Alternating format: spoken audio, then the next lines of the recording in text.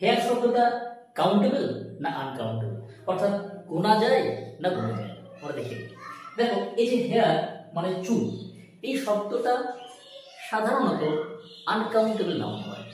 ধর আমি বললাম যে his hair dash grey, is না আর। দেখো এটা কিন্তু মাথার চুলের কথা বলা হচ্ছে, তাহলে কোনো যদি মাথার চুলের কথা বলা হয় সেক্ষেত্রে, অর্থাৎ বডি পার্টের যদি চুলের কথা বলা হয় সেক্ষেত্রে কিন্তু হেয়ার আনকাউন্টেবল, অর্থাৎ চুল গোনা যাবে না, গোনা সম্ভব না। সেক্ষেত্রে কি হবে? ইজ। কেন হলো?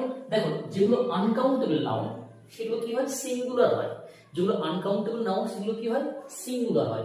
আর আমরা জানি যে সিঙ্গুলার নাউনের পরে ভার্বটা কি হয়? সিঙ্গুলার হয়, ইজ সিঙ্গুলার ভার্ব। কিন্তু কোথাও কোথাও হেয়ারটা কাউন্টেবল হয়। যেমন ধরে বললাম যে দেয়ার আর টু হেয়ার না হেয়ারস অন দ্য ফ্লোর, তো ফ্লোরে দুটো চুল পড়ে আছে, আমি গুনতে পারবো, তাই না? তখন কিন্তু there are two hairs on the floor, অর্থাৎ হেয়ার আনকাউন্টেবল হয়, আবার হেয়ার কাউন্টেবল নাও হয়। ক্লিয়ার?